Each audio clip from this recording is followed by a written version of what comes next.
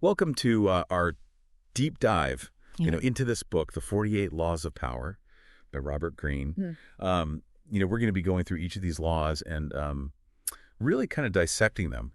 What are they really saying Hmm. and how have they been used, throughout history? Yeah, no sugarcoating here. Yeah. We're diving into the nitty-gritty of power dynamics, how to wield them, how to spot them, and of course, the real-world fallout when they're used effectively or Right. disastrously. Yeah. So let's start with Law 1, never outshine the master.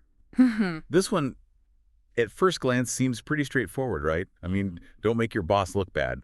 But I'm guessing there's more nuance to this one. Way more to it. It's about recognizing that those in positions of power, well, they're often driven by ego and insecurity. They're very sensitive to anything that could even remotely threaten their standing. Take the story of Nicolas Fouquet, for example. He was Louis XIV's finance minister, and he threw this incredibly lavish party trying to impress the king. But it backfired spectacularly. The king saw this display of wealth and extravagance as a direct threat to his own authority. He felt totally overshadowed. Yeah, It didn't end well. it didn't end well for Fouquet at all, did it? Not at all. Imprisoned for life, all because he made the mistake of outshining the master. The takeaway here, make your superiors feel comfortable, let them take the credit, reinforce their importance, never ever make them feel insecure.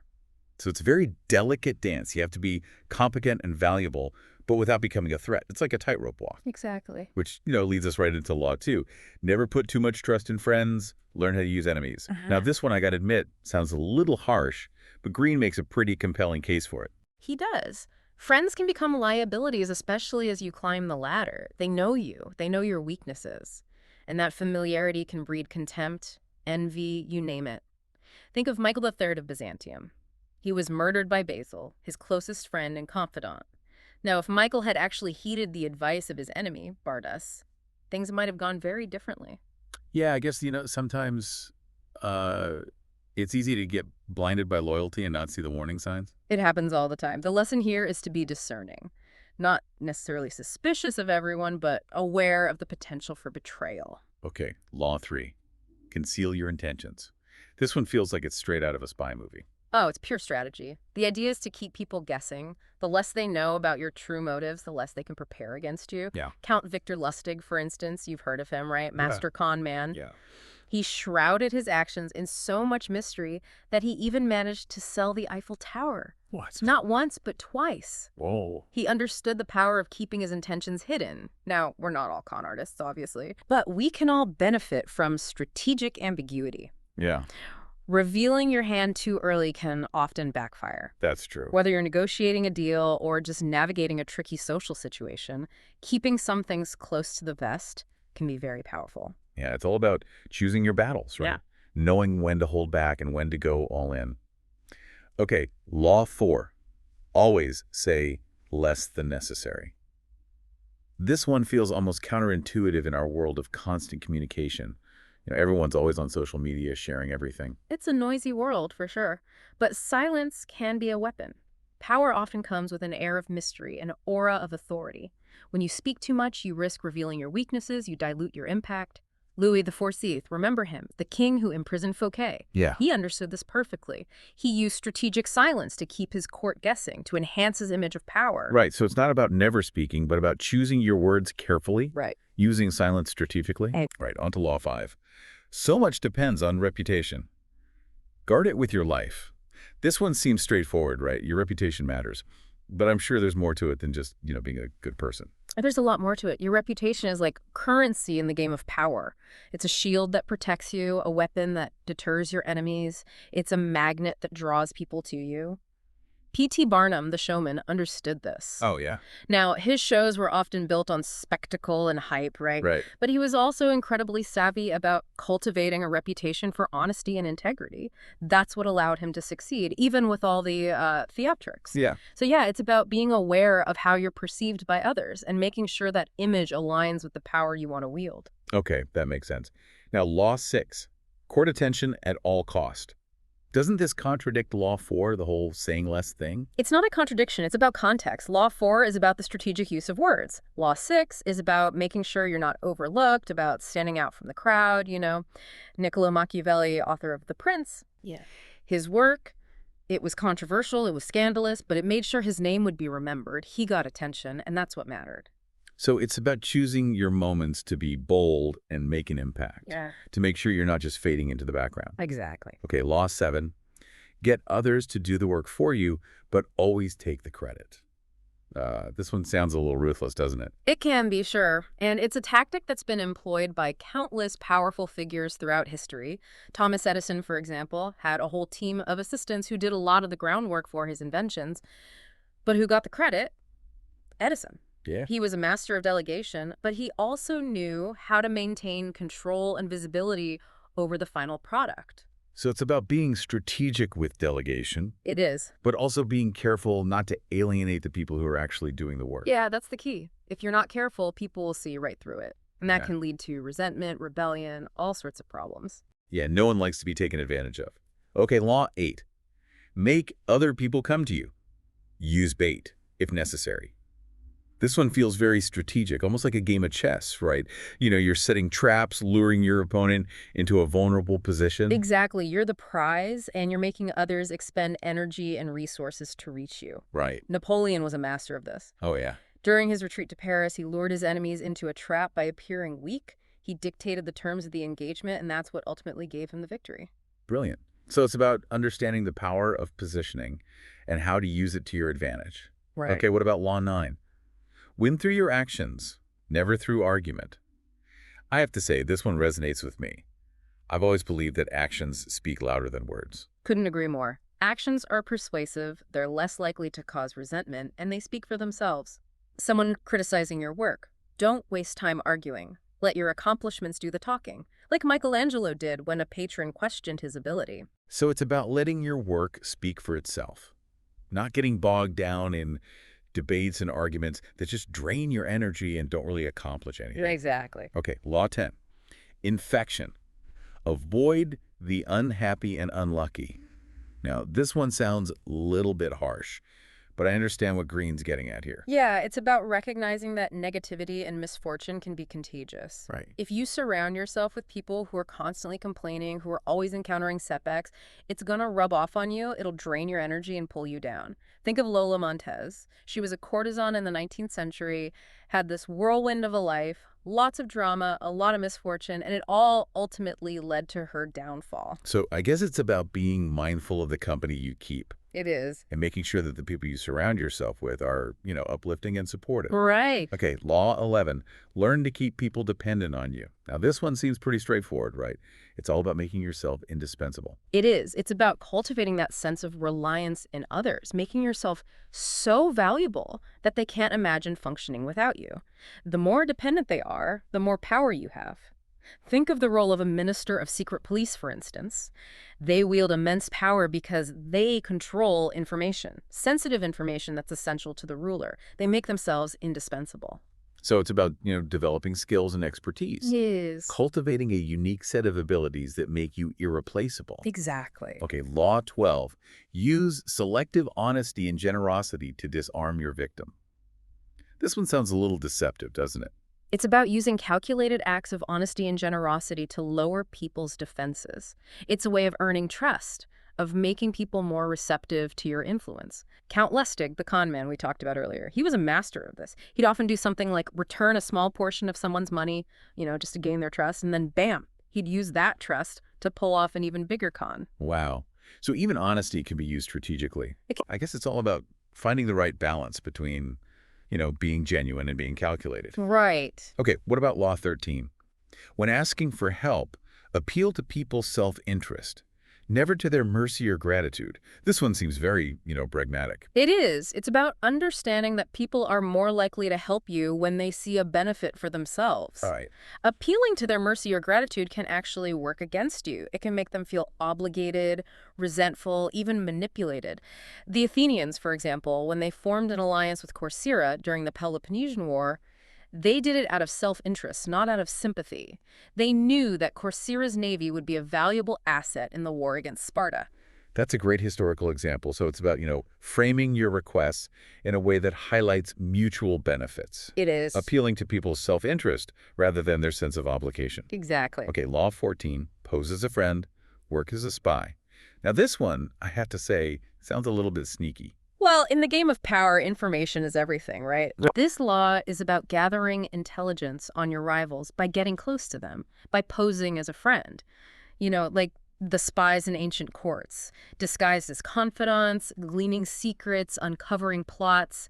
It's a classic tactic that's still used today, both in, the world of espionage and in the business world. So it's about being aware of the importance of intelligence gathering Right. and using, whatever means necessary to acquire that information. It is. All right, Law 15, crush your enemy.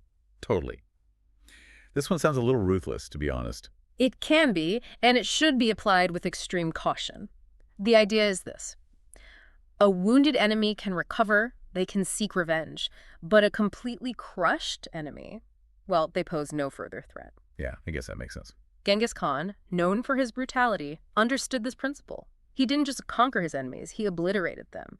Now, we're not advocating for literal violence here, of course. Right. But the principle still applies. When facing a formidable opponent, sometimes the most effective approach is to neutralize them completely. So it's about taking decisive action, It- not leaving any room for a comeback. Exactly. Okay, Law 16, use absence to increase respect and honor. This one sounds a bit counterintuitive, doesn't it? It does, but think about it. When you're constantly available, people take you for granted. You become predictable. But when you're scarce, when you make yourself less available, you increase your perceived value. You create a sense of mystery, of anticipation. Louis XIV, the Sun King, he was a master of this. He would strategically withdraw from his court, just to make his reappearances all the more impactful. So it's about playing hard to get, In a way, yeah. making yourself less accessible in order to increase your desirability. Exactly. Okay, Law 17, keep others in suspended terror. Cultivate an air of unpredictability. I'm sensing a theme here of keeping people off balance, of not letting them get too comfortable. You're picking up on it. Predictability breeds complacency. It makes you vulnerable. But when you're unpredictable, when people don't know what to expect from you, you keep them on their toes. You keep them guessing. Stonewall Jackson, the Confederate general, he used this to great effect during the Civil War. His maneuvers were so unpredictable that the Union forces could never quite figure him out. It gave him a huge advantage. So I guess it's about finding that balance between, having a plan and being adaptable, It is. being willing to improvise and throw people off guard. Exactly. Okay, Law 18, do not build fortresses to protect yourself. Isolation is dangerous. Now, this one seems particularly relevant in today's world, don't you think? It does. It's so easy to retreat into our own little bubbles, to isolate ourselves from the world. But the thing is, that isolation can make us more vulnerable, not less. When you cut yourself off from others, you lose those vital connections, those support systems that can help you in times of need. Qin Shi Huangdi, the first emperor of China, he built himself this incredible palace, this fortress designed to protect him from his enemies. But it also isolated him, made him paranoid, and ultimately contributed to the downfall of his dynasty. So it's about finding that balance between protecting yourself, Right. but also staying connected to the world, staying engaged with others. It is. Okay, Law 19, know who you're dealing with, do not offend the wrong person. This one seems like common sense, but I'm guessing there's more to it than that. There is. Not everyone reacts to provocations the same way. Offend the wrong person, and the consequences can be severe. The ruler of Qing found that out the hard way. He insulted this guy, Prince Cheng. Seemed like a nobody at the time. Well, guess what? Chenger came back with a vengeance. He overthrew the ruler and took the throne for himself. Talk about holding a grudge. So yeah, it's about choosing your battles carefully Right. and understanding that there are people out there who, will hold on to a grudge, who will seek revenge. Exactly. Okay, last one for this part. Law 20. Do not commit to anyone. Now, this one feels very strategic, It's about maintaining your autonomy, your freedom of action. When you commit too readily to others, you limit your options. Right. Queen Elizabeth I, she was a master of this. She refused to marry, to commit to any one man. She knew that by remaining unattached, she retained her power, her independence. So it's about staying neutral, It is. keeping your options open. Exactly. Yeah. All right, we'll pick up with the rest of the laws in the next part. Sounds good, yeah. There's a lot more to uncover. Oh, yeah. This is just the beginning. Yeah, that's right. Okay, let's dive into the next batch, shall we? Law 21. Play a sucker to catch a sucker, seem dumber than your mark. Ooh, this one sounds fun. Like, it involves some serious acting skills, you know? It does. It's about deception, about using a facade of ignorance or incompetence to lure your opponent into a false sense of security. You play the fool, make them think they're smarter, more cunning than you, and then, bam, you spring the trap. It's classic, right? I mean, like the old con game, you know, Yeah. the fixed boxing match or something. Exactly. Those con artists, they create this whole elaborate ruse to convince their wealthy mark that they have inside information. The mark gets greedy, overconfident, bets big, and loses it all. Yeah. Ouch. But how do we apply this principle, you know, in everyday life without resorting to, you know, full-on trickery? It's about managing expectations. Sometimes downplaying your expertise or letting someone think they have the upper hand can be strategically advantageous. Just, always be mindful of the ethical implications. Don't be malicious. Right, right. Okay, Law 22. Use the surrender tactic. Transform weakness into power. This one seems counterintuitive, doesn't it? It does. But sometimes yielding, appearing to surrender, can be the most strategic move you can make. It buys you time, allows you to regroup, and ultimately you can turn the tables. The Athenian general Nicias, during the Sicilian expedition, he was facing a disastrous situation. Hopeless, really. So he chose to surrender rather than fight. Now, it didn't end well for him personally, but his decision bought valuable time for the remaining Athenian forces to escape. So it's like a strategic retreat. It is. You know, knowing when to step back Exactly. and when to regroup and come back stronger. Precisely. Yielding isn't always weakness. Sometimes it's the smartest move you can make. Okay, Law 23. Concentrate your forces. This one sounds pretty fundamental, right? It's essential, really. Focus your energy, your resources on a single, well-defined objective. Don't scatter your efforts, Don't try to do too much at once. The Rothschild banking dynasty, they were masters of this. Oh yeah, they built quite an empire. Through strategic alliances, careful planning, laser focus, that's how they did it. Their success stemmed from their ability to concentrate their forces and not get sidetracked. So you're saying prioritize, focus on your main goal, and avoid getting bogged down in distraction. Exactly that. All right, Law 24. Play the perfect courtier. This one's interesting. What does that even mean, play the perfect courtier? It's about mastering the art of social intelligence, navigating those complex power dynamics with grace and finesse. Think of those historical courts, from the Renaissance to the French court of Louis XIV. Those courtiers, they knew how to play the game. Oh, yeah. They were masters of subtle persuasion. Right. They were charming, diplomatic, discreet. They knew when to speak up, when to stay silent, how to flatter without being obvious, all that. It sounds exhausting. It could be, but it was also incredibly effective. Those courtiers, they achieved their goals not through brute force, but through, carefully orchestrated social maneuvering. So social intelligence is key, right? Diplomacy, strategic maneuvering, building alliances, that sort of thing. Exactly. Okay, Law 25, recreate yourself. Now, this one seems a bit more personal, right? It's about self-invention, crafting your own identity. It is, to a certain extent. It's about understanding that we all have the power to shape our own image, to create our own destinies. Julius Caesar did it. Through his actions, his charisma, his public image, he went from being a relatively obscure politician to the most powerful man in Rome. Yes, Caesar, he knew how to work a crowd. Oh, he did. And George Sand, the novelist, she adopted a male pseudonym to break into the male-dominated literary world, and it worked. Wow, so it's about being strategic and deliberate in how we present ourselves to the world. Exactly. Our image is a powerful tool, and we have the ability to mold it to achieve our goals. Okay, Law 26, keep your hands clean. This one seems particularly relevant these days, right? Reputations can be ruined so easily. It's about maintaining a spotless reputation, especially when you're dealing with, shall we say, less than savory tactics. Powerful people often use scapegoats to distance themselves from blame. Remember the story of the monkey and the cat? Yeah. The monkey tricks the cat into pulling chestnuts out of the fire, right? The monkey gets the reward, the cat gets burned. Ouch. It's a cautionary tale. Delegate, yes, but be mindful of the ethical implications. Don't let yourself be used as someone else's pawn. So think ahead, anticipate the consequences, and avoid getting your hands dirty. Precisely. Protect your reputation. It's a valuable asset. Okay, Law 27. Play on people's need to believe to create a cult-like following. Now, this one sounds intriguing. It's about tapping into people's deepest desires, right? It is. It's about understanding that human need for meaning, for belonging. Think of those charismatic figures throughout history, the ones who inspire fervent devotion. They tap into people's fantasies, their longings. They offer a vision of a better world, a path to enlightenment, whatever it might be. I guess it's about, understanding the psychology of belief It is. and using it ethically to inspire and motivate others. Precisely. Okay, Law 28. Enter action with boldness. This one feels very direct, assertive, just go for it. It emphasizes decisiveness. Hesitation can be paralyzing. Yeah. But boldness, it inspires confidence, it commands respect. Alexander the Great, Julius Caesar, these guys, they knew how to take charge. They understood that decisive action, even when faced with uncertainty, often led to victory. So calculated risks, Yes, bold moves, that sort of thing. absolutely. Okay, Law 29. Plan all the way to the end. Seems pretty straightforward, doesn't it? I mean, you always have a plan, right? Having a plan is one thing, but planning for every eventuality, for all the twists and turns, that's where real mastery lies. Failing to plan for the unexpected can lead to disaster.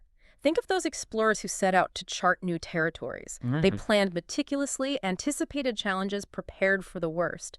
And that foresight, that attention to detail, was often the key to their success. So ambition is important, It is. but so is foresight. Yeah, absolutely thinking several steps ahead. Exactly. Okay, Law 30. Make your accomplishments seem effortless. Now this one, I'm curious about. What's the strategy behind this? It's about presentation, creating that illusion of ease, of effortless mastery. People are impressed by those who make difficult things look easy. Leonardo da Vinci, for instance. Or think of those Japanese tea masters, Yeah. They cultivate that aura of grace and skill, but it takes years of practice, dedication, to achieve that level of mastery. So it's like, practice, preparation, all that's important, but then you gotta know how to present it to make it look effortless. Exactly. Create that illusion and you'll gain admiration and respect. Okay, Law 31.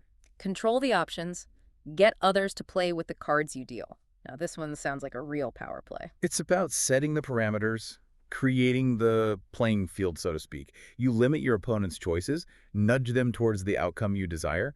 Queen Elizabeth I, she was brilliant at this. So was the Chinese strategist, Zhuge Liang. They knew how to manipulate the game board to their advantage. So anticipation, strategy, limiting your opponent's options, that sort of thing. Precisely. Okay, Law 32. Play to people's fantasies. This one seems incredibly relevant these days, don't you think? I mean, we live in a world of, social media, advertising. Everyone's constantly bombarded with images of perfection. It's the age of fantasy, isn't it? And this law taps into that, that human desire for escape, for wish fulfillment. Think of those successful marketers, the con artists. They're all masters at this. They offer a glimpse of something better, something more desirable, even if it's not entirely real. So it's about understanding what people want, It is. what they dream of, Yes. and then offering them a taste of it. Exactly. All right, Law 33. Discover each man's thumbscrew. This one, I gotta admit, sounds a little intimidating. It's about recognizing that everyone has a weakness, a pressure point, a vulnerability that can be exploited. I see. Historical figures, Louis XIV, the Borgia family, they were masters at this. They understood that to truly control someone, you had to know their secrets, their fears, their desires. So it's about observation, analysis, understanding human psychology. Precisely.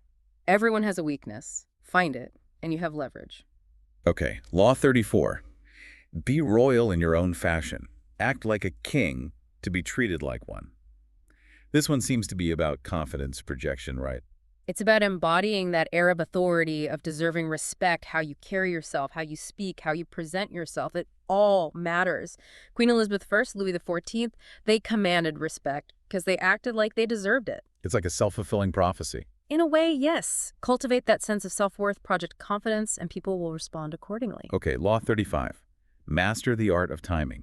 Seems like this one's crucial in any field, right? Timing is everything. Knowing when to act, when to seize an opportunity, when to hold back. Napoleon, Da Vinci, they were all masters of timing. They understood that rushing into things can be disastrous. Sometimes patience is the key. So be observant, patient, recognize the right moment to make your move. Exactly. Okay, Law 36. Disdain things you cannot have. Ignoring them is the best revenge. This one sounds like it's about letting go. about accepting what you can't control. It is. Dwelling on things that are unattainable, it just creates unnecessary pain, frustration. The fable of the fox and the grapes, remember that one? Yet, The fox can't reach the grapes, so he convinces himself they were sour anyway. It's a coping mechanism. right, so recognize your limitations, accept what you can't change, and focus your energy on things you can control. Exactly. Don't waste time on things that are beyond your grasp. Okay, Law 37. Create compelling spectacles. This one sounds very theatrical, doesn't it? It's about the power of visual imagery, of creating a memorable experience. Think of those elaborate ceremonies in historical courts, the grand spectacles that rulers use to, awe and inspire their subjects. It's about creating a sense of wonder, of power. So visuals, symbols, creating a lasting impression, it's all about showmanship. Precisely. All right, Law 38. Think as you like, but behave like others. Now, this one seems a little bit contradictory, like, shouldn't we be ourselves, embrace our individuality? It's not about suppressing your individuality. It's about understanding social dynamics. You can think whatever you want, but if you express those thoughts too openly, too recklessly, you risk alienating people. Right. Lots of historical figures, they held unconventional beliefs, but they were also smart enough to know when to keep those beliefs to themselves. It's about survival, So pick your battles. Exactly. Know when to conform and when to, let your freak flag fly. Exactly. Okay, Law 39. Stir up waters to catch fish. So create chaos. Cause a little disruption. Not quite chaos, but recognizing that moments of disruption, of uncertainty, can create opportunities for those who are prepared. Napoleon, Machiavelli, they thrived in times of turmoil. They understood that when the status quo is shaken up, that's when you can make your move. So be adaptable, be ready to capitalize on unexpected situations. Exactly. When the waters are stirred up, that's when the big fish come out to play. Okay, Law 40. Despise the free lunch. Wait, what's wrong with free stuff? Nothing's truly free, right? There's always a cost, a hidden obligation, a string attached. Be wary of gifts, of favors that seem too good to be true. So be discerning. Understand the motives behind any offer that seems too generous. Exactly. True power comes from self-reliance, from being able to take care of yourself. Okay, Law 41. Avoid stepping into a great man's shoes. Why is that? I mean, isn't it an honor to follow in the footsteps of someone who's achieved great things? It's an honor, sure, but it's also a burden. It's hard to live up to those expectations, to avoid being constantly compared to your predecessor. Some historical figures, they were consumed by their predecessors' shadows. Others, they found a way to break free, to carve their own path. So establish your own identity. Yes. Don't try to be a carbon copy. Precisely. Be inspired, yes, but forge your own path. Okay, Law 42. Strike the shepherd and the sheep will scatter. Now, this one sounds a bit aggressive, doesn't it? It is. It's about recognizing the importance of leadership. Right. By removing a key figure, you can dismantle an entire group, a system. Now, we're not advocating for violence or anything, but the principle holds true in many different contexts. So understand the structure of power. Yes. Identify the key players, and know that removing those key players can have a ripple effect. Precisely. It's about strategic targeting. Okay, Law 43. Work on the hearts and minds of others. Now, this one seems like a more gentler approach, It's about persuasion, about winning people over rather than coercing them. True power comes from inspiration, from connecting with people on an emotional level. So empathy, understanding, Yeah. building relationships, that sort of thing. Exactly. Think of figures like Pericles or Confucius. They understood that true power came from winning over hearts and minds. Okay, Law 44. Disarm and infuriate with the mirror effect. Now, how can mirroring someone be a power tactic? It's about reflecting back your opponent's behavior, their emotions, even their strategies. It's disorienting. It can be infuriating. It throws them off balance. Cardinal de Retz, that 17th century French statesman, he was a master of this. So it's a psychological tactic. It is. The way of disarming and disorienting your opponent. Exactly. All right, Law 45. Preach the need for change, but never reform too much at once. This one seems very relevant to today's world. There's so much talk about change, about revolution, but things rarely change overnight. Exactly. This law recognizes that human beings are resistant to change, especially radical change. It can be overwhelming, it can trigger backlash, but gradual change, incremental reform, that's more palatable. It's about understanding the psychology of change, knowing how to pace yourself, how to introduce new ideas gradually so that people have time to adapt. So be patient. Yes. Be strategic. Right. And understand that real change takes time. Precisely. All right, shall we take a break here and then dive into the final few laws? Yeah, sounds good. Okay, ready for the final stretch? Let's do it. Law 46. Never appear too perfect. Interesting one, right? You'd think striving for excellence is always a good thing. Yeah, exactly. Why would you not want to be perfect? Well, think about it. When someone seems too perfect, too flawless, it can trigger envy, resentment, even distrust. People start looking for flaws, for cracks in that perfect facade. Yeah, I guess no one likes a know-it-all. Exactly. A touch of imperfection can actually make you more relatable, more human. History is full of people who are brought down by their perceived perfection, their arrogance. So it's about finding that balance, Yeah. right? Striving for excellence, but also, staying humble, relatable. Precisely. All right, Law 47. Do not go past the mark you aimed for. In victory, learn when to stop. This one seems to be about self-control, about discipline, especially in moments of success. It is. It's a cautionary tale about the dangers of overconfidence, of hubris. So many historical figures, they achieved great victories, but then they overreached. They got greedy, arrogant, and it led to their downfall. Yeah, it's like they couldn't handle the success. Yeah. Exactly. They didn't know when to stop, when to consolidate their gains. So recognize your limits, know when to quit while you're ahead. Wise words. All right, this brings us to the final law, Law 48. Assume formlessness. This one's a bit cryptic, isn't it? It is. What does it even mean to be formless? Think of water. It has no fixed shape, it adapts to its surroundings, it flows around obstacles, and yet it's incredibly powerful. It can carve canyons, erode mountains. Yeah, I see what you mean. This law is about being adaptable, flexible, responsive to change. Rigidity makes you brittle, it makes you vulnerable. But when you're formless, when you can adapt to any situation, you become unbreakable. So it's about being like water, Yeah. going with the flow, adapting to the circumstances. Exactly. So we've gone through all 48 laws of power. What's the key takeaway, for our listeners? These laws offer a framework for understanding the dynamics of power, of influence. They can help you recognize the subtle games that people play, the strategies they use to get ahead. Yeah, and as we've discussed throughout this deep dive, it's important to remember that these laws are tools. They can be used for good or for ill. Exactly. Our goal wasn't to endorse manipulation or ruthlessness, but to provide you with knowledge, awareness. Knowledge is power, right? Hmm. Understanding how these laws work, how they're used, it can help you navigate the complexities of power. It can help you avoid being manipulated, exploited. Exactly. And ultimately, we hope that this knowledge will empower you to use your own influence, your own power in a positive way, to create positive change in the world. I agree. Power, when wielded wisely and ethically, can be a force for good. Well said. So as we wrap up this deep dive, we leave you with one final thought. How will you use your understanding of power to navigate your own path? The choice, as always, is yours.